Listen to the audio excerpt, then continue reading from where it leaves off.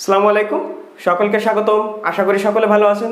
তো আজকে আমরা আইসিটি বিষয়ের পঞ্চম অধ্যায়ের প্রবাহ চিত্রের উপরে ক্লাস নেব। এর আগের ক্লাসে আমরা প্রবাহ চিত্রের যে প্রথম ক্লাসটা নিয়েছিলাম সেখানে আমরা দেখছিলাম একটা চিত্রের মাধ্যমে কমপক্ষে 10টি প্রবাহ চিত্র কিভাবে অঙ্কন করা যায়। আজকে আমরা প্রবাহ চিত্রের উপরে 2 নং ক্লাস নেব। আজকে আমরা যে চিত্রটি ব্যবহার করবো সেটা আমি এ পাশে রাখছি এবং এই চিত্রের মাধ্যমে যে প্রবাহ চিত্রগুলো সমাধান করা যাবে সেটা আমি এ পাশে লিখে রাখছি। এখন এই চিত্রের মাধ্যমে কি কি প্রবাহ চিত্র সমাধান করা যাবে আমি একটু বলি। যদি দুইটি সংখ্যার মাঝে বড় সংখ্যা নির্ণয় করতে দেয়, তারপরে দুইটি সংখ্যার মাঝে ছোট সংখ্যা, তারপরে কোন সংখ্যা নেগেটিভ নাকি পজিটিভ এটা নির্ণয় করতে দিতে পারে, কোন সংখ্যা জোড় নাকি বেজোড়, এইগুলো যে কোনো একটা দিয়ে যদি বলে প্রবাহ চিত্র অঙ্কন করো তাহলে সবসময় আমরা একটা চিত্র ব্যবহার করে সমাধান করতে পারবো। তাহলে কিভাবে এইগুলো সব একটা চিত্রের মাধ্যমে সমাধান করা যাবে সেটা আমি এখন দেখানোর চেষ্টা করব। তাহলে দেখেন কি করবেন। প্রথমে সাপোজ আমি বললাম যে দুটি সংখ্যার মাধ্যমে বড় সংখ্যা নির্ণয় করার জন্য প্রবাহ চিত্র অঙ্কন করো।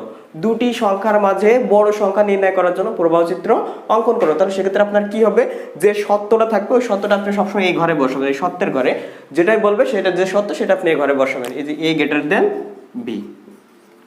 এখন সত্য বসানোর পরে এখানে যে ইংরেজি অক্ষরগুলো থাকবে সেটা আপনি ইনপুটের ঘরে বসাবেন, কমা দিয়ে এ কমা বি। এখন ওইখানে ইংরেজি অক্ষরটা বসার কারণ কি, দেখেন ইনপুটের ঘরে সবসময় বসে ভ্যারিয়েবল। ভ্যারিয়েবল মানে কি, যাদের মানের পরিবর্তন হয় তাদেরকে বলা হয় ভ্যারিয়েবল। এখানে এ এবং বি এর মান কিন্তু নির্দিষ্ট না, কেউ 5 নিতে পারে, কেউ 10 নিতে পারে, কেউ 100 নিতে পারে, কেউ 200 নিতে পারে, তাই না? যে কারণে এদের মান কিন্তু সদা পরিবর্তনশীল, এই জন্য এদেরকে বলা হয় ভ্যারিয়েবল। অর্থাৎ যাদের মানের পরিবর্তন হয় তাদেরকে বলা হয় ভ্যারিয়েবল। আর যাদের মানের পরিবর্তন অর্থাৎ যেগুলো ভ্যারিয়েবল থাকে সেগুলো কোথায় বসাইতে হয়, ইনপুটের ঘরে। তাহলে এখানে এ এবং বির মান যার ইচ্ছা সে তাই নেবে, এই জন্য ওইগুলো ভ্যারিয়েবল, এই জন্য ওটা কোথায় যাবে, ইনপুটের ঘরে যাবে। আচ্ছা, এরপরে প্রিন্টের ঘরে কি আসবে দেখেন, আমি এখানে কি লিখছি, এ গ্রেটার দ্যান বি, অর্থাৎ কি এ বড় বি ছোট। এই যে এ গ্রেটার দ্যান বি মানে এ বড় বি ছোট। তাহলে এ আর বির মান কি আমি জানি? আমি কিন্তু জানি না।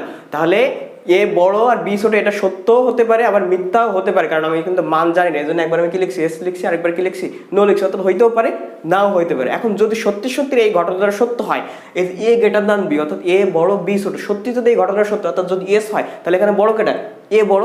এই জন্য তাহলে এ যদি বড় হয় তাহলে এখানে আমি প্রিন্টের ঘরে কি লিখবো, যে প্রিন্ট এ লার্জ। ক্লিয়ার? আর যদি ঘটনাটা মিথ্যা হতো অর্থাৎ কি হতো, নো হতো। সত্য হইলে এ বড়, আর যদি মিথ্যা হয় তাহলে তো এ আর বড় না, তাহলে বড় হচ্ছে কে, বি বড়। অর্থাৎ এখানে আমি কি লিখবো, প্রিন্ট বি লার্জ। ঠিক আছে? আর এর পাশে দেখেন ইনটা আপনি কি করবেন, যে কয়টা প্রিন্ট থাকবে একটা প্রবাহ চিত্রে সবগুলো প্রিন্ট আপনি একসাথে করবেন, একসাথে করার পরে ইন লিখে দেবেন, তাহলে হয়ে যাবে। তাহলে এটা হয়ে গেল আমার দুইটি সংখ্যার মাধ্যমে, তাহলে এটা হয়ে গেল আমার দুইটি সংখ্যার মাঝে বড় সংখ্যা নির্ণয় করার প্রবাহ চিত্র। এখন আমরা দেখব এই একই চিত্র ব্যবহার করে কিভাবে দুইটি সংখ্যার মাঝে ছোট সংখ্যাটা নির্ণয় করা যায়। শুধু আপনি কি করবেন, গ্রেটার দ্যানের জায়গায় লেস দ্যান দিয়ে দেবেন। আর এখানে সামান্য কি পরিবর্তন হবে দেখেন, তাহলে এইটার কথাটার অর্থ কি, এ লেস দ্যান বি অর্থাৎ এ ছোট বি বড়, এ ছোট বি বড়। তাহলে এটা ঘটনা সত্য হইতে পারে আবার মিথ্যাও হইতে পারে। তাহলে যদি সত্য হয় অর্থাৎ যদি এস হয় তাহলে সত্যি সত্যি এ ছোট, এই জন্য এস হইলে আমি এখানে কি লিখবো, প্রিন্ট এ স্মল। ক্লিয়ার? আর যদি মিথ্যা হতো অর্থাৎ ঘটনাটা যদি মিথ্যা হলো, সত্য হইলে ছোট কেটা, এ ছোট, আর মিথ্যা হইলে তখন তার এ ছোট না, মিথ্যা হইলে তখন বিপরীত হয়ে যাচ্ছে, তখন ছোট হয়ে যাচ্ছে কে, বি ছোট। এই জন্য যখন নো বলবো তখন আমি এখানে কি লিখে দেবো, বি স্মল লিখে দেবো। তাহলে আমার দুইটি সংখ্যার মাঝে ছোট সংখ্যা নির্ণয় করার প্রবাহ চিত্রটি অঙ্কন করা হয়ে যাবে। এখন আমি দেখব যে কোন সংখ্যা নেগেটিভ নাকি পজিটিভ সেটা নির্ণয় করতে হয় কিভাবে। তাহলে দেখেন নেগেটিভ মানে কি, 0 থেকে ছোট সকল নাম্বারই কিন্তু নেগেটিভ। তাহলে আমার সত্যটা কেমন হচ্ছে, যে কোনো সংখ্যা যদি 0 থেকে ছোট হয় তাহলে সেটা কি হবে, নেগেটিভ হবে। অর্থাৎ কি, এন মানে কি, সে কাঙ্ক্ষিত সংখ্যা, লেস দেন মানে কি ছোট, কার থেকে ছোট, 0। তাহলে যদি কাঙ্ক্ষিত সংখ্যাটা 0 থেকে ছোট হয় তাহলে সে নেগেটিভ, আর যদি না হয় তাহলে সে কি হয়ে যাবে, পজিটিভ। অর্থাৎ আমি এই সত্যটা এখানে লিখবো, এই যে n লেস দ্যান 0।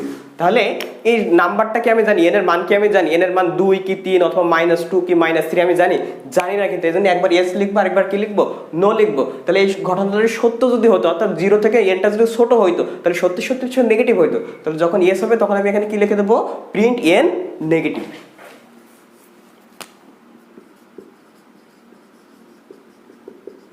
আচ্ছা, আর যদি ঘটনাটা সত্য না হতো অর্থাৎ সত্য হইলে কি হচ্ছে, 0 থেকে ছোট হচ্ছে, আর যদি সত্য না হয় তাহলে কি, সে 0 থেকে বড় হয়ে যাচ্ছে, আর 0 থেকে বড় হয়ে গেলে সে কি হয়ে যাবে, পজিটিভ হয়ে যাবে। অর্থাৎ যখন এটা মিথ্যা হবে অর্থাৎ নো হবে তখন সে কি নাম্বার, পজিটিভ নাম্বার, আর সত্য হইলে নেগেটিভ নাম্বার। এই জন্য এস এর ঘরে নেগেটিভ দিচ্ছি, আর যদি মিথ্যা হয় তাহলে সে কি হয়ে যাচ্ছে, পজিটিভ। এই জন্য এখানে আমি কি লিখবো, এন পজিটিভ।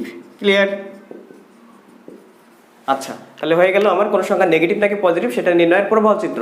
এখন আমরা দেখব কোন সংখ্যা জোড় নাকি বেজোড় এটা কিভাবে নির্ণয় করতে হয়। দেখেন জোড় সংখ্যা খেয়াল করেন তো 2, 4, 6, 8, 10 এগুলো কিন্তু সব জোড় সংখ্যা।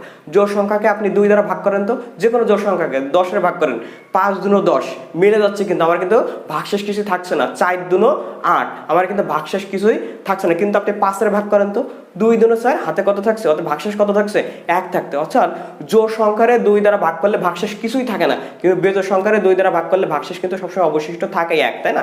অর্থাৎ কোনো সংখ্যাকে যদি আমি 2 দ্বারা ভাগ করি, ভাগ করলে ভাগশেষ যদি কিছুই অবশিষ্ট না থাকে তাহলে সেটা জোড়, আর যদি অবশিষ্ট থাকে তাহলে সেটা কি হয়ে যাবে, বেজোড় হয়ে যাবে। দেখেন আমি সত্য সেটা লিখছি, এই যে সেই সংখ্যা যেটাকে আমি চেক করবো সেই সংখ্যা হচ্ছে n, এখানে ভাগ করবো কত দ্বারা, 2 দ্বারা। 2 দ্বারা ভাগ করলে ভাগশেষ যদি কি হয়ে যায়, এটা 0 হয়ে যায়, তাহলে যদি 0 হয়ে যায় তাহলে সেটা জোড়, আর যদি এই সত্যটা না মানে তাহলে সে কি হয়ে যাবে, বেজোড় হয়ে যাবে। তাহলে এই সত্যটা আমি এখানে লিখবো, এই যে n ভাগ 2 সমান সমান কত, 0। অর্থাৎ n রে আমি কত দ্বারা ভাগ করবো, সেই সংখ্যাটা 2 দ্বারা ভাগ করবো, ভাগ করলে ভাগশেষ যদি 0 হয়ে যায় তাহলে 0 হয়ে গেলে কি বলছিলাম, সেটা জোড় না। অর্থাৎ s মানে কি, সত্য। তাহলে এই ঘটনাটা যদি সত্য হয় তাহলে সে কি সংখ্যা, জোড় সংখ্যা না। তাহলে এখানে আমি কি লিখবো, প্রিন্ট n।